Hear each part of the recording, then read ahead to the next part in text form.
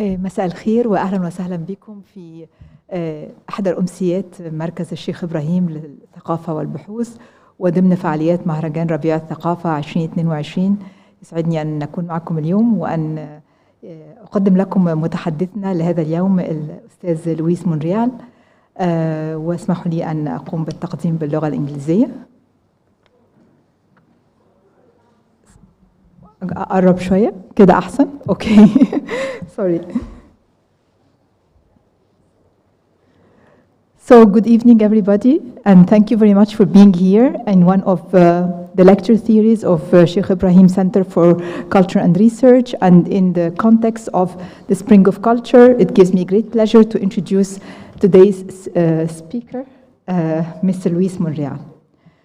Luis Monreal is the General Manager of the Aga Khan Trust for Culture in Geneva. He's an archaeologist. He did a lot of missions in Egypt, Sudan, Morocco, Nubia, and many more, I think. He's also a conservationist and an art historian. Luis has occupied a lot of positions in his field. Primarily, he was the curator of the Barcelona Museum, the director of the Getty Institute for Conservation. He was also the director general for ICOM, the International Council for Museums. So such a huge CV and a lot of achievements, of course. He also was a member of a number of archaeological missions, as I mentioned before, and a member or the board member of the Gala Salvador Dali Foundation in Spain, and a member of the Royal Academy of Fine Arts in Spain as well. He has also been awarded with a number of merits. So he is a recipient of the Commandeur de l'Ordre des Arts et des Lettres from France, and the Grand Cruz d'Isabella La Católica from Spain. So it's a wonderful CV, and I'm sure there is a lot that I have missed because I was told not to mention everything. But I would like to just mention one thing, that in the process of preparing to introduce Mr. Monreal, I did what we all do, and I did a lot of Googling before to try and check. And actually, I came across a very interesting and a wonderful statement that he has made when he was asked about the connection between culture and development in an interview. And Mr. Monreal said that in certain developing communities, culture is the only economic asset that the people has. And on culture, we depend to move on the societies. Maybe these communities could be involved in agriculture, but something like agriculture is a slow process. Maybe they are dependent on other resources, but the culture exists within them, and it is on culture that we can depend. With this very interesting and very moving statement that I feel has bring culture from an elite position to a more attainable position to everybody, I would like to give the floor to Mr. Monreal to to start his speech. Thank you very much. Thank you. Thank you very much. If I knew you were going to make this kind of introduction, perhaps I would not have accepted to come and speak with you tonight here. Well, first of all, let me start, Sheikh Amai, by saying how grateful I am to you to give me this opportunity to speak here this evening. I haven't been in Bahrain for 10 years, and I just arrived late last night, and what I seen, what I knew through references, through publications, through internet, but what we've seen in reality, it goes well beyond my expectations. I think what you have achieved here is phenomenal. I'm very proud to say that our jury, the Aga Khan Award for Architecture jury, has done a good job giving this award to your achievements.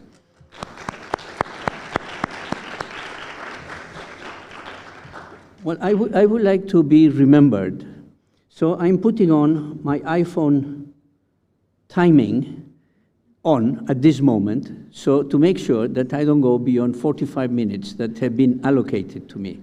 I think I prefer to be remembered by having merciful with the audience, that for being a lone speaker with no content. And I'm very pleased to speak here in the land of Dilmun. I was this morning in the museum because this is one of the oldest urban civilizations, and I'm going to be talking about urban culture through ages and how we do today to preserve this urban culture. This is the Dilmun civilization that is referred to in cuneiform script at the Akkadian and Sumerian times, and this appeals to me as a rusty archaeologist that I am.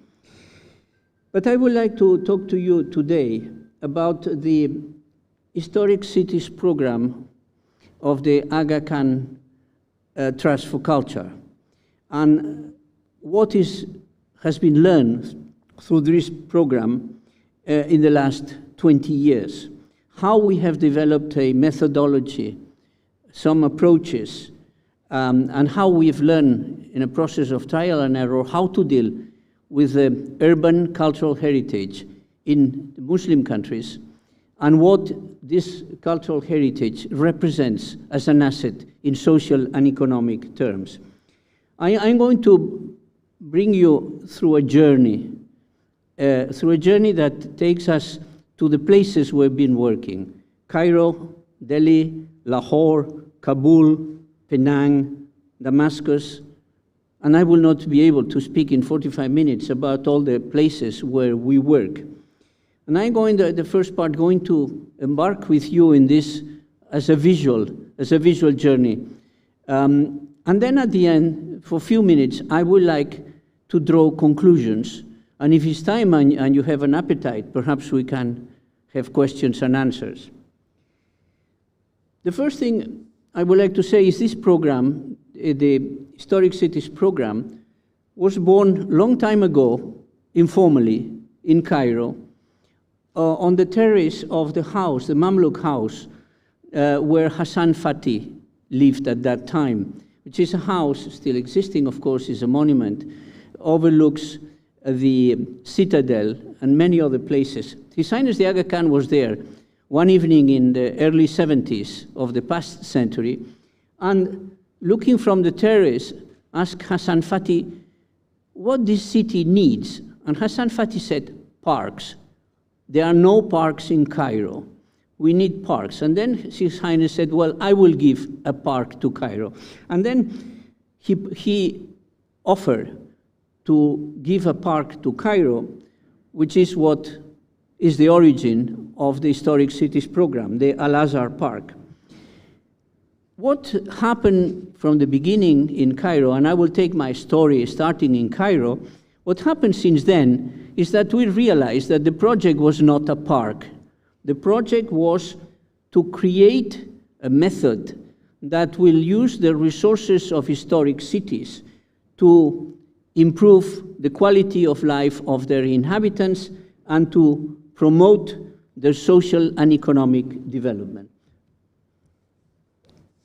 So the story starts in Cairo. Since His Highness offered to create a park, a land was chosen, the Darasa Hill, which you have in your picture, and this is in the 80s. The Darasa Hill that was to be the site of the Cairo Park, in fact, was first occupied by 3 enormous water reservoirs built with the assistance of the US aid, something that delayed the start of our project until 2002.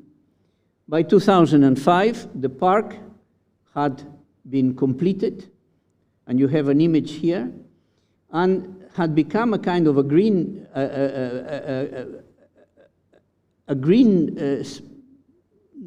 piece of land in the middle of Cairo, 33 hectares, which at the end of the 19th century looked like that. It was a barren hill, but by the middle of the 50s had become a garbage dump for the inhabitants of the districts of Gamaliya and Darb el Ahmar nearby. The project consisted in building this 33 hectares park, which, as you see, is bordered in in the middle of the picture by this line that is the Ayyubid walls of Cairo with their towers. In fact, the walls, as you will see in the following images, had almost disappeared under the debris and had to be reconstructed. And beyond those walls, there was this district of Darb el-Ahmar, 120,000 inhabitants, a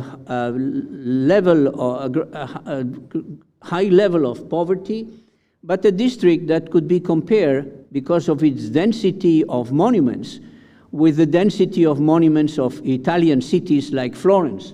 These yellow marks that you see in the screen are some of the most important mosques in Cairo.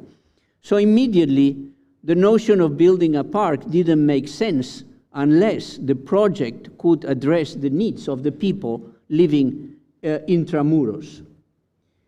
The park was inaugurated in 2005. Since then, has received an average of 2 million visitors per year. 85% of those visitors are locals, are family groups, and the park has created 250 jobs. That was one of the objectives of the project. And because of the recipes that the park generates through its own activities, we will see some of them in a few minutes, the park has become financially self-supporting. More than that, as we are a non-profit making institution, we said very prudently that the park has an excess of income over expenditure. And in fact, every year, the good years, now because of the devaluation of the Egyptian pound, we cannot talk about the same thing. Every year we distribute an approximately $1 million equivalent, 60% to the Cairo Governorate on the basis of an existing agreement, 40% to an NGO called Mazala that we have created in Darb el-Ahmar to ensure the continuity of the project. And the park lives out of things like this, restaurants, and other activities, a very modest entry ticket, and of course is in this area. In one hand, there's the picture in the right, in one hand, the City of the Dead, which has become a center populated by squatters and people with no property title, and in the other side, the populated and sprawling Cairo. This was the situation of the Darb el-Ahmar area when we arrived. In your left, the palace of Alinak that we have restored, and you can see the condition of the housing in this area. In the left, you have a view of how the walls were, how the walls look when we arrive, and in the right, after the restoration, with the restoration in the background of an abandoned school that is now, and we will see other images, a social center in the area. These images are self-explanatory. They explain how the infrastructure was redone, the paving. Sheikh Kamal, you know, the same thing you've done here, but in a different context. How some cafes were created also to generate employment in the area. And, sorry, I'm going backwards. And you can see striking images of how there were the houses on top of the walls, and how the walls and the houses have been transformed through this project.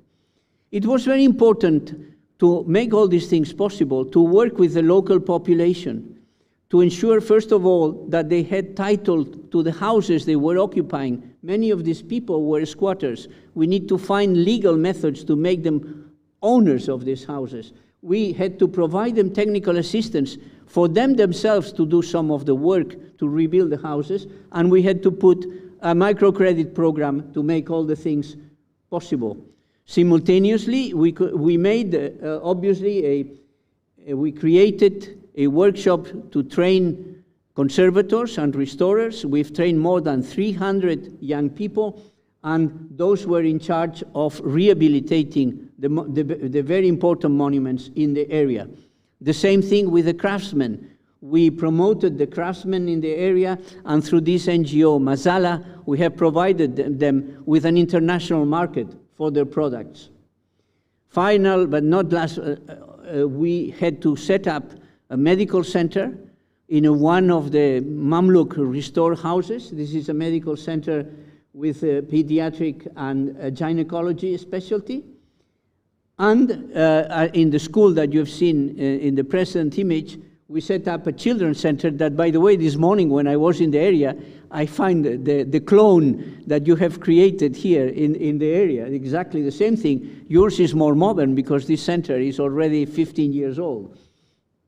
And this is a summary, a very quick summary of how this project was possible with an initial investment of $47.3 million with, as you do, Sheikh Kamai, a long list of donors, corporate, public, etc. And you have in the center bottom of this image a list of other projects that I cannot mention, but they were sub-products of what we were doing in Cairo. Okay, that was the beginning. That was the beginning, and simultaneously with the construction of the Cairo Park and putting in motion the Darb al-Ahmar project, we started to work in other places. And His Highness the Aga Khan said, we need a project with a lot of critical mass in India. What we will do? So we look at many places, many possibilities in different places, but we finally choose the capital city. And a project that in some ways is a mirror of Cairo, but with a lot of differences. Here you have the plan of the site where this project has been developed. In the right side, you have the Humayuns tomb complex that we will see in a minute, the great monument, the tomb of the Emperor Humayun. In the left lower side, you have the Nizamuddin Basti, which is a village, a Muslim village, a medieval village that grew around the tomb of this Sufi saint, Nizamuddin Awliya. The reason for which the Mughal emperors, their relatives, and the Mughal aristocracy chose the vicinity of the Nizamuddin Basti to establish their cemetery. So in fact, this part of modern Delhi today is a large archaeological necropolis, like the Via Appia in Rome, which was extramuros of the medieval Delhi.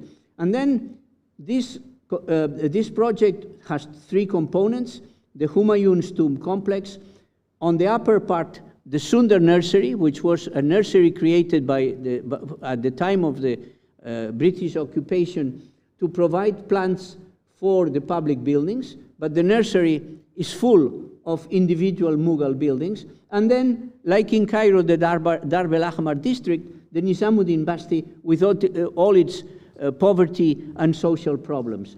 This area was, in the Middle Ages, was different because the Jamuna River had a different course. So the Humayun's mausoleum, which you see in the center, was by the river. It is not any longer the case. The Humayun mausoleum is the prototype of the Taj Mahal, and is 100 years older. And this was one of the beginnings of the project, was the restoration of the Humayun's tomb and the restoration of all these smaller mausolea that populate the garden, the Sundar nursery, which, as you can see in the picture at the left, was already transformed by us in a modern garden of high quality.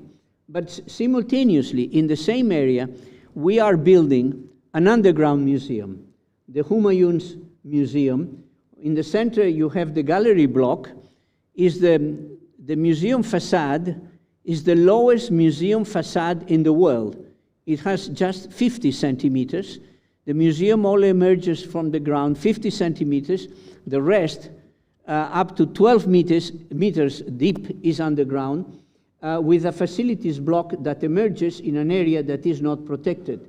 It is a museum which is going to explain the history of the Mughal era and in particular the Humayun's period. You can see now the museum is going to be open at the end of this year, and the entrance is very discreet, is an example of how you can build things like that in a protected area. What is important about the Delhi project is that we experienced there the first scheme to create a public-private partnership, which is something that time has proven is fundamental to succeed in these projects. To create a legal basis that allows us to bring the private resources, the private expertise, the manner of managing things that has nothing to do with the red tape of the public sector, and on the other hand, the private sector with its capacity also to finance, the capacity to regulate, etc., etc. And those are the partners that we have in India. Of course, I'm not going to go into the details, and the Nizamuddin Basti is the same scheme as in Cairo. You can see the renewal of housing, the improvement of the monuments inside the Basti, like this water reservoir of the Middle Ages, the revival of cultural activities, the improvement of the monuments inserted inside the community, the improvement of the local school, the pedagogical systems, the providing of cultural and creative activities to the young population, etc., etc. So we had a second experience in Delhi, which has been running on since 2005, and then we moved to Lahore.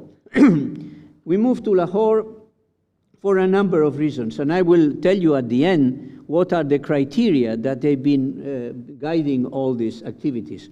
We moved to the walled city, which is the old part of Lahore, in many ways also because of the importance of its Muslim population, and because the fact that Lahore, in a way, is the twin city with Delhi, is the twin city by history, today divided by the modern division of the land. And there, the city has two major components. In one hand, the part that was enclosed in the old walls, and in the further, in this graphic, in the upper part, the fort, which was the residence of the emperor when the emperor was visiting the city. Here our strategy, here is no park. Our strategy has been the strategy to, we are in phase 3. Our strategy has been to start by the main axis, main historic axis of the city. First of all, the one you see in the scheme, which is called the Royal Way, which is the way that connected the Delhi Gate in the lower right side to the fortress, and all the infrastructures related to that area. When you, in our experience, when you start with one main axis in an historical city, immediately this spreads into the side in a capillary way. It spreads in the zone, and if you see in the previous figure, you see already the kind of path that this has created in the first phase of the project, with improvements of housing, with all the needs that, as you have done here, all the infrastructure, all the invisible part of the project underground, the improvements in the housing. But then we are today in phase 3. The urban renewal goes at its own pace, is like an aircraft that has taken enough speed not to be able to abort takeoff, and now we are in this other area, which is the fort and its adjacent mosque, the Badshahi Mosque. This is the most incredible monument in the Mughal world, together with the Jama Masjid in Delhi. Those are twin mosques. We are at this moment working very actively in the main and most important thing is the roofs of the mosque, because it's where the decay starts. And I would like to present to you some this old engraving from what it was the fortress of the Lahore fort in 1852, together with this miniature showing the entrance of Humayun in that fortress. Our main work at this moment, and this will last for 5 years, with financing of $28 million equivalent provided by the Agence Française de Développement, the French development agency, as a soft loan to the Pakistani government, that the Pakistani government transforms into a grant for the restoration and the rehabilitation of this ensemble as a major cultural attraction and a generator of employment and a cultural economy in the city of Lahore. The project, the conservation project there is monumental. First of all, you will see in the next image, we are dealing now with this long wall of the palace, which is called the picture wall. We started in 2018, and we are going to finish this year. This, as you will see, is the most spectacular and until now unknown depiction of a number of subjects made in the 17th century with glazed tiles.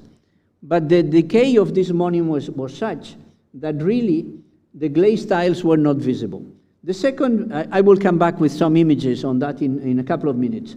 The second project is the conservation of the summer palace, which is hidden, as you can see in this picture, behind the walls. We have also already completed the restoration of the royal kitchen, because this is going to recover its past function as a kitchen, and is going to be providing resources through a restaurant for continuing and making this project sustainable in the future.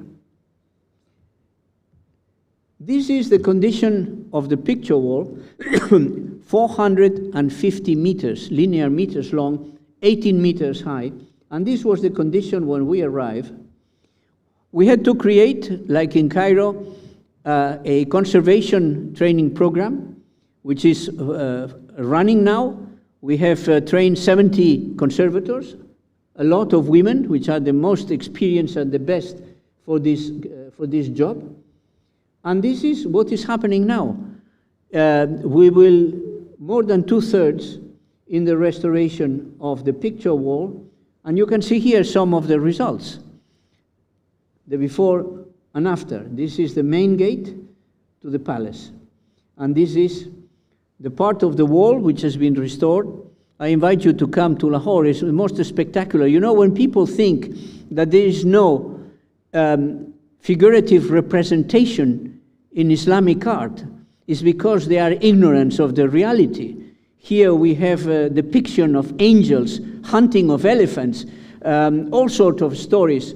And in the left picture, you have the Prime Minister of Pakistan, Mr. Imran Khan, inaugurating the part of the wall that has been preserved. Here, Sheikh Kamal, you will be interested to know that we do that with German and Norwegian government money. Of course, this is a private information for you alone. Of course, the Lahore fort has become it receives 5 million visitors, and now this is something that needs to be organized, needs to be rationalized. We are creating new management modes, training the people to be able for themselves to do the job. The third, let me consult yes, 24 minutes, 24 seconds, that's okay. The next one is Kabul. We started in Kabul in 2002, exactly the 7th of January 2002, 3 weeks after the departure of the Taliban. And we are still in Kabul after the arrival of the Taliban on the 21st of August this year. And we've been working, I will talk about this later on. We were working with the regimes of President Karzai, President Ashraf Ghani, and now we are working with the Taliban. That's part of the ambition of a project that is neutral. So we started in Kabul and in many other places in Afghanistan, in Herat, in Faizabad, in many other places in 2002. But I would like to limit my presentation to Kabul, where we have been working in places like the old city, which is a red dot that you have towards the right side, upper right side of this picture, in the Timur Shah Mausoleum area, in the Baghe Babur Gardens, which is exactly in the center, in another places like the Chihilsitun Garden more recently, and in the old fortress that protects the city, the Bala Ishar.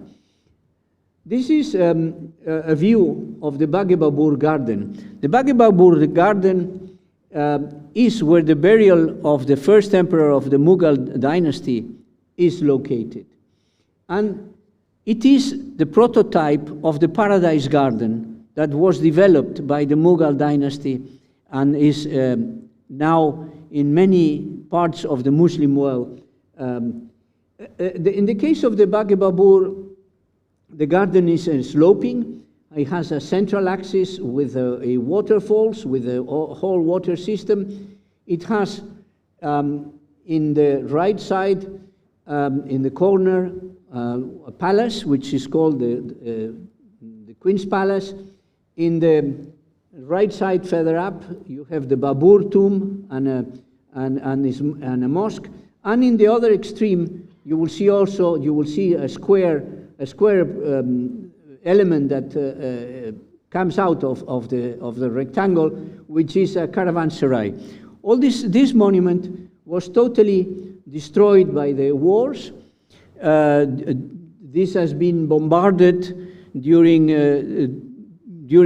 particularly after the departure of the Soviet troops, because of the fight between the two factions, the Uzbek and the Tajik.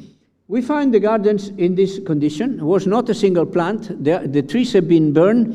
The trees have been cut to cook, to be able to heat the houses. And we did all the archaeological research, and then we were able to rebuild the fountain system. You have here, the pictures are so telling that I don't need to add anything. You have in the left, in the corner, you have a little white building. This is Baghe Babur's tomb. You have here Baghe Babur's and the palace, the Queen's Palace, restored. It is something interesting. In the first picture, in the left side, you see a swimming pool. I don't know if you distinguish a swimming pool there. When the Russians occupied Kabul, they decided that this building was so significant that has to be secularized. So they installed a swimming pool for the people to go to swim and to make it more democratic.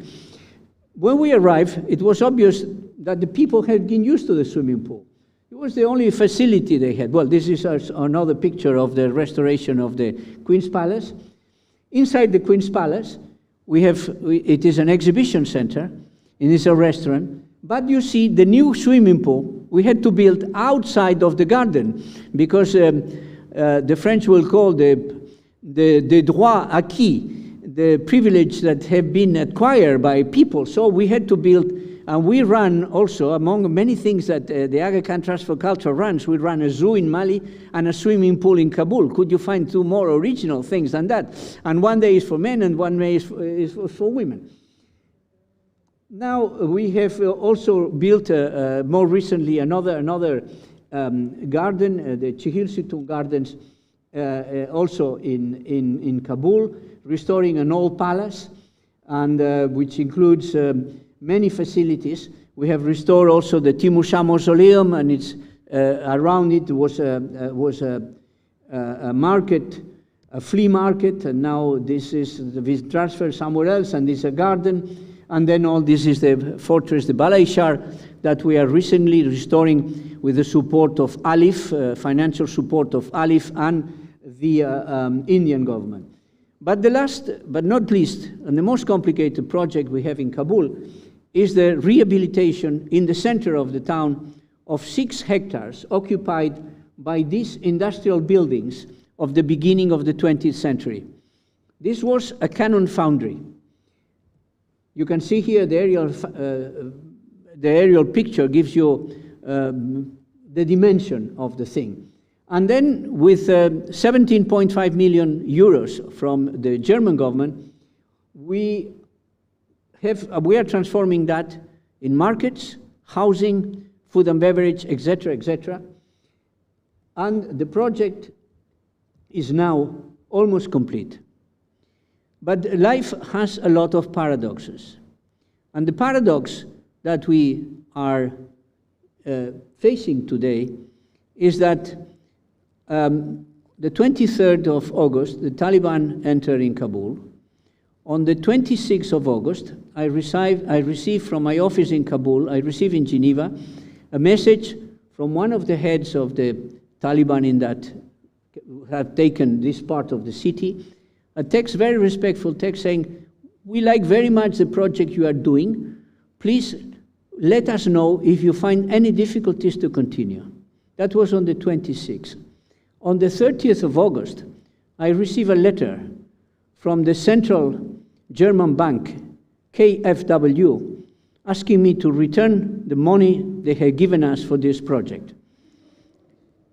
I had 2.2 million still in accounts in Kabul, and I did return the money, but we invested out of our own resources approximately the same amount in closing this project temporarily, not finishing it because we cannot finish it, and leaving the place in a situation that will allow to continue soon. So those are the paradoxes, and our problem is not the Taliban. Our problem now is to convince not the German government, the central bank in Germany, that they should continue. Let me say one thing which is completely out of my text, is to say one thing, that the world is unfortunately run by bankers today. We have other projects, like I'm going to go very quickly, it's 32 minutes, 20 seconds of my talk. Georgetown, Penang, and the island of Penang. This is a different project with different partnerships. This is a World Heritage Site, a delightful city of the Straits with this kind of Chinese colonial architecture. There we join forces with the local government, and we provide planning assistance to develop a project, very successful project, and very smooth project, which is self-supporting also, that allow us to, using this access, to rehabilitate the city. And here again, with a very interesting partnership on the public-private sector, first with the Penang government, Think City, which is a private entity created by the Malaysia Sovereign Investment Fund, a non-profit, Think City. And then we have put together something called the Georgetown Development Corporation, which is a for-profit corporation constituted by shareholders, the three of us, and we are the instrument to go on and do the rehabilitation work that is required. Here are some of images of how delightful, you see, for example, small projects, the size you do here, like the Sir Dalata's mansion before and afterwards. You see in the bottom image how this house is now inserted in a completely rehabilitated house. Well, we have the last project is we've been working in Syria since the beginning of the 21st century in Damascus and Aleppo, but in 2012 we had to interrupt our activities due to the hostilities. Prior to that, we have, for example, in Aleppo, rehabilitated the citadel and its surroundings, pedestrianized the area. But when the war arrived, we were obliged to leave the city. And 3.5 years ago, it seemed possible to come back to Aleppo. The situation had been stabilized, and then we undertook to, first of all, to make a damage assessment of what had happened in the city, and we chose these three sectors to start the reconstruction. First of all, we use a very novel technique.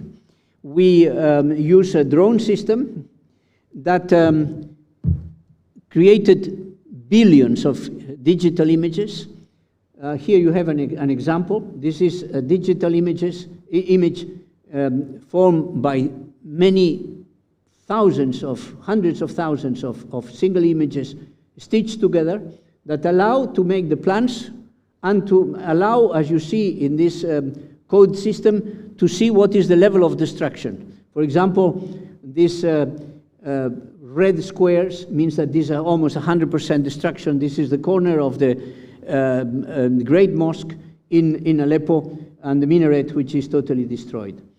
Here's some of the drone images in the right. And then what we are doing today is to rehabilitate in this axis. You see that in color, all the central axis and some of the lateral axes of the souk. And we've chose this project, which is very, very advanced, because we thought that it would be a priority to return to this facility its capacity to create socio and economic life. This is the souk is the center of the economy of the old city, and in its condition after the war, it was impossible to use this as for its former function. I like this picture that has been sent by one of my friends in Aleppo, because it shows how life came back after the war to a city. Well, this is in a very, very quick, very far away, but also very quick, how to say, trip that I taken you to this journey. And probably you will be asking yourselves, a couple of things. First of all, how we decide what we do, how we establish the criteria to choose all these projects. Well, it's very simple. First is a criteria of feasibility. How technically feasible is a project? How costly it will be? What is the financial feasibility? How feasible is potentially a project in terms of sustainability? It's a project that will have a long life and could continue supporting itself after we leave. Also, in terms of feasibility, what is the time needed? And as you see, the time to rehabilitate cities, Sheikh Kamai knows very well that it's not short time, it's long time.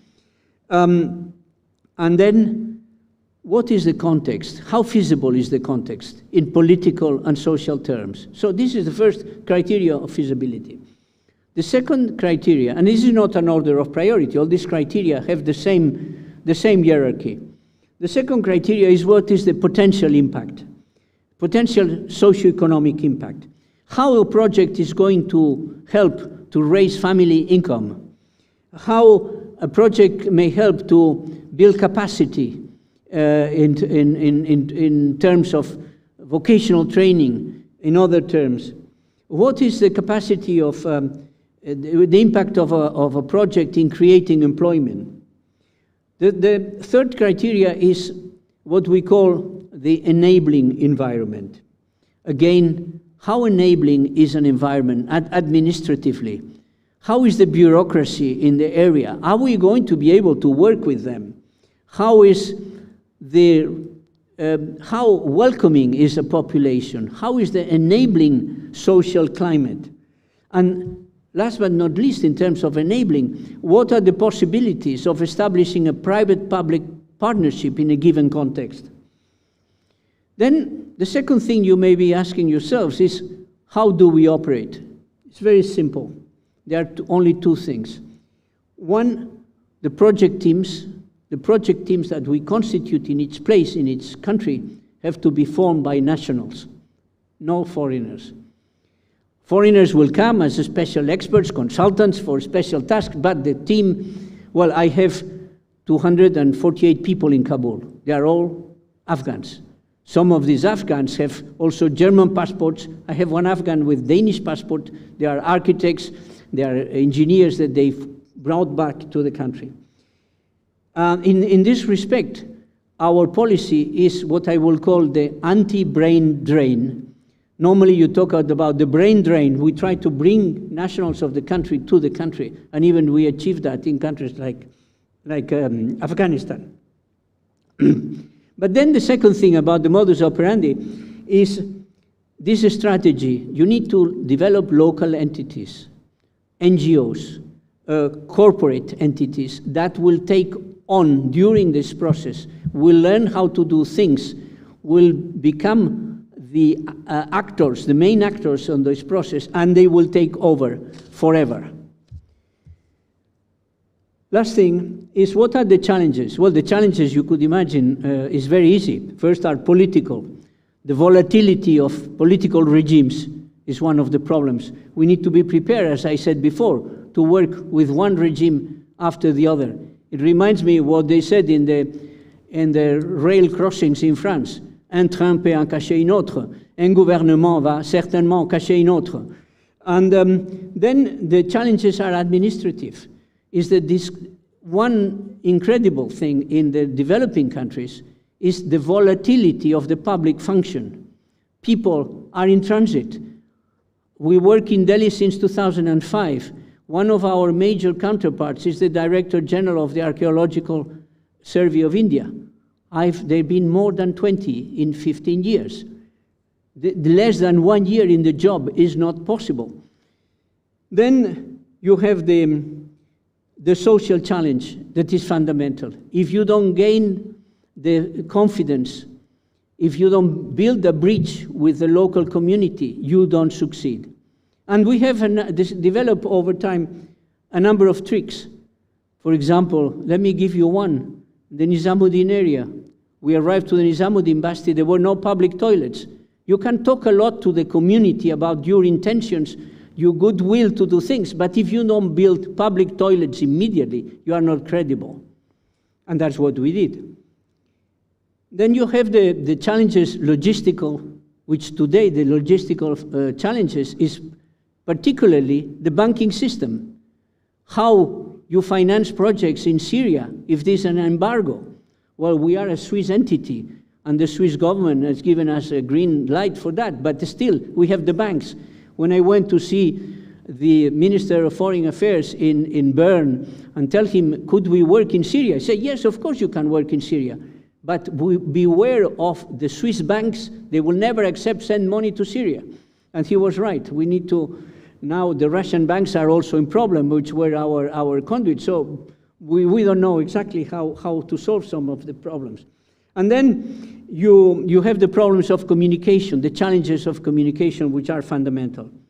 But the basic principles are, you need to understand the context. You need to establish, as I said, the bridge with the community. And you need, that's very important, to take fully into account the analysis that your people, your teams in the field make, and don't let ourselves in Geneva, our central office, to run the show. The show has to be run from the field. And there is, in terms of management, a very subtle balance between control, autonomy, and anarchy.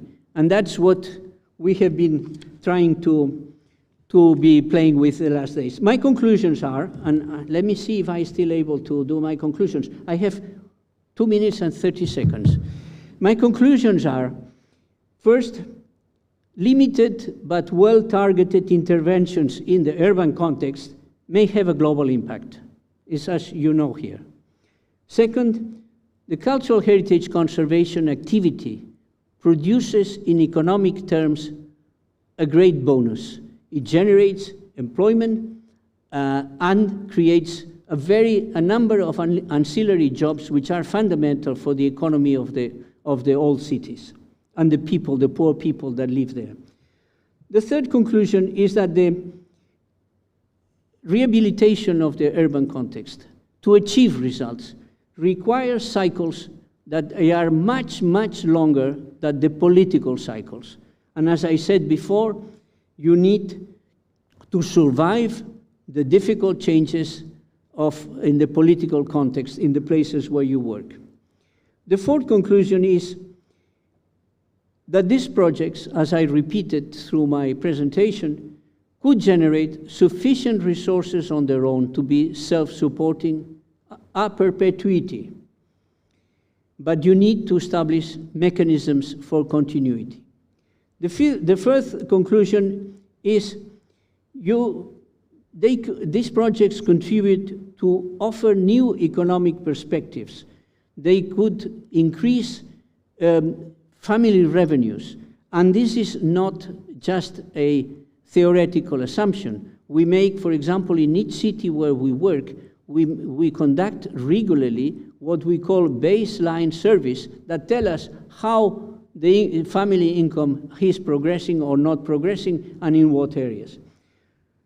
The last conclusion is that the formula, the public-private partnership, is critical to success. But above all that, above all of the above, what is more important is that to learn from your mistakes. And you made many mistakes, unfortunately. Thank you.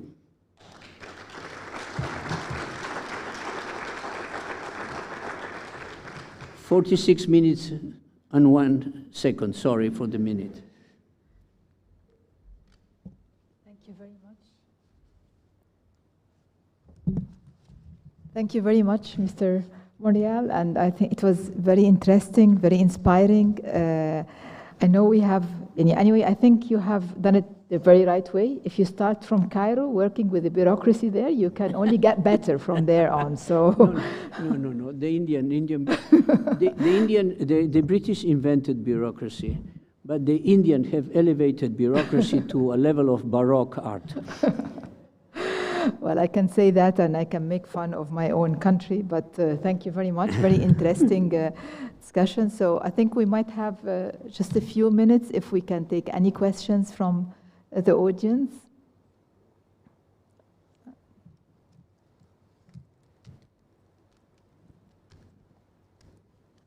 You can hear me? Yeah. Good evening.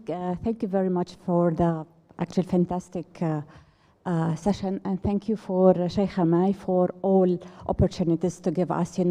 Restoration is a new life. Just 2 questions, please. On which basis you chose those countries? Were some countries actually seeking for such restoration? Because we have historical places all over the world. Okay, and what the outcome after that? Actually, you did it. If there's any follow-up to make sure that those places will stay the same? Thank you. Well, the acoustics are not very good, but if I understood well, you say how we select the countries. Well, first, by default, we have limited resources. So first of all, we look at our resources, and then we try to select the countries using, apart from the criteria that I said before, there's always more general criteria. They have to be obviously a Muslim at least minority. I don't think I could add much more on what I said about the criteria. People ask me often, given the fact that, as you all know, that His Highness is the Imam of the Ismaili community, if the existence of an Ismaili community is important. Yes, it could be important, but we work in many countries where it is not a single Ismaili, like Mali or Egypt, for example.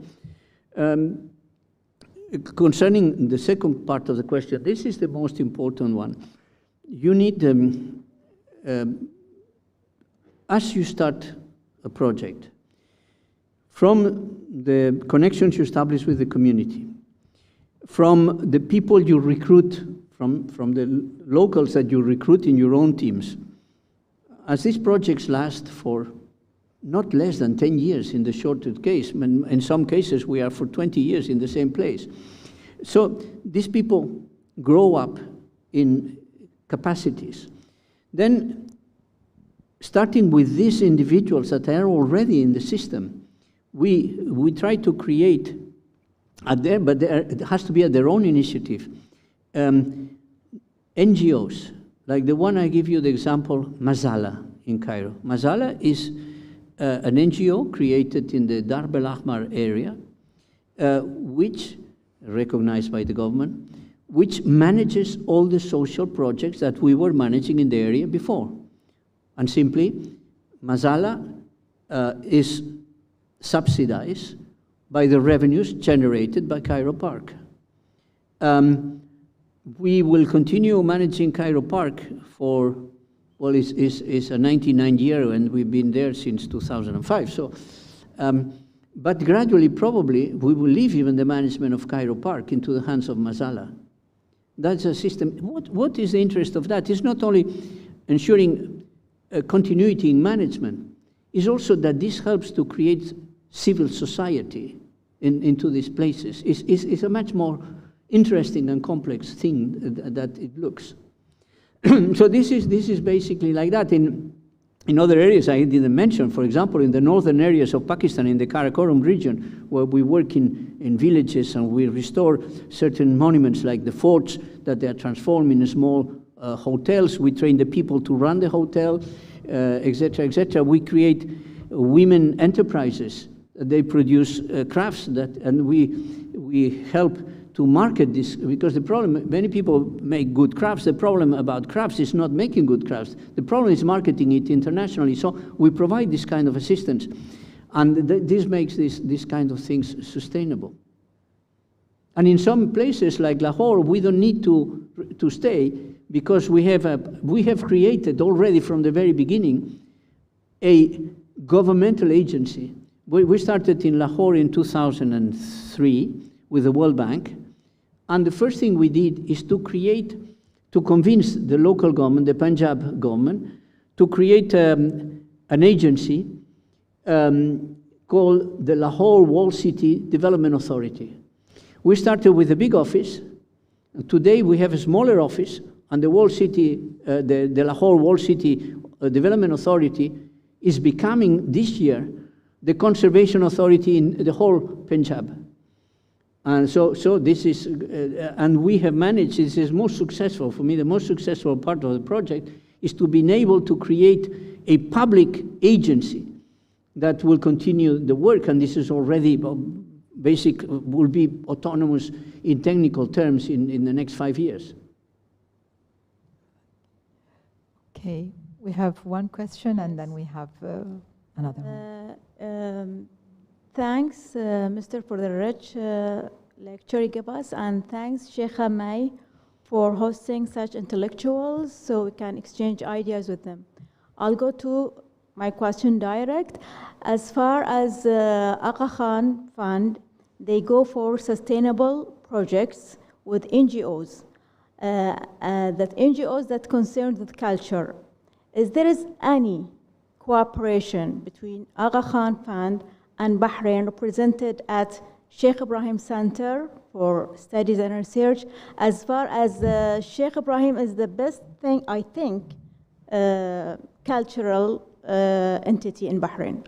Thank you.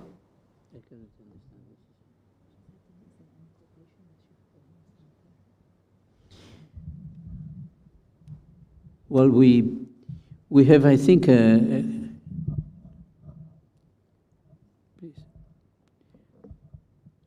we have a cooperation starting today, no? Tomorrow, Sheikh Kameh?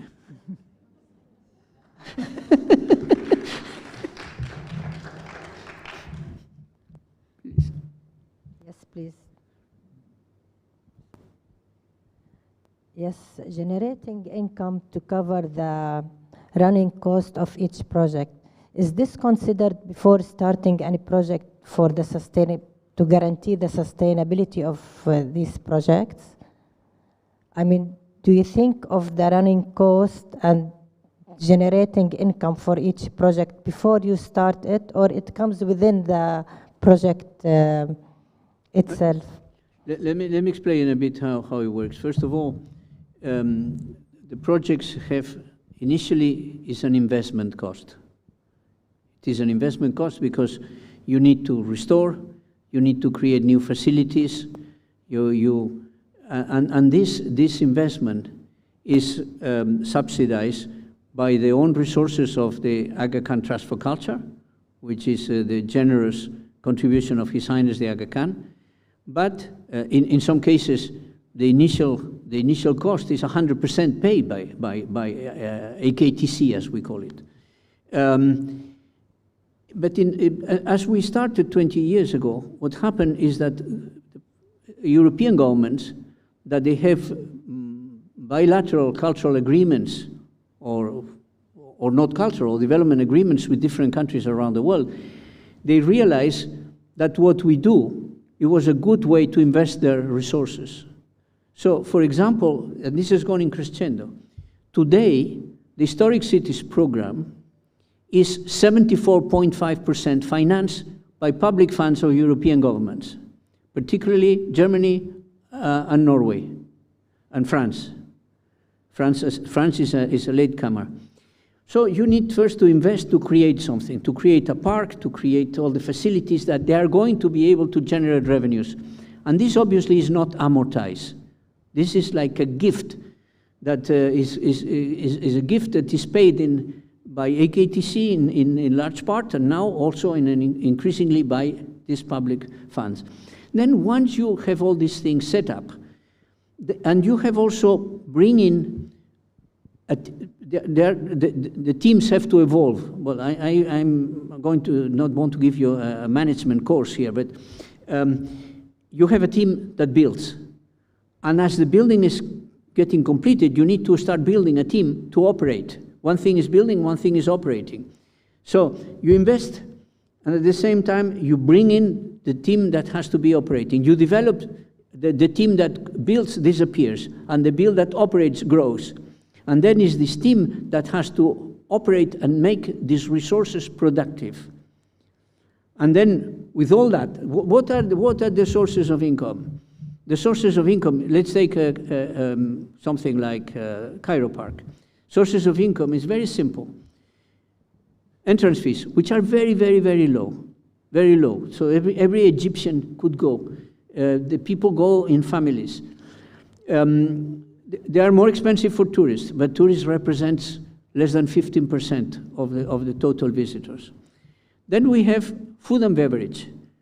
We have 3 restaurants of different levels. Very high quality, medium, and very cheap, but very, very decent. And then we have, how you call that, these things that move with little carts that really you can buy a ta'amiyah for nothing. And then is what, so we have an offer for all the different levels and categories of the population, and this generates money. Then we have weddings. Weddings is a fantastic source. And if we could have weddings with shisha, it would be even better. But the governor doesn't like that.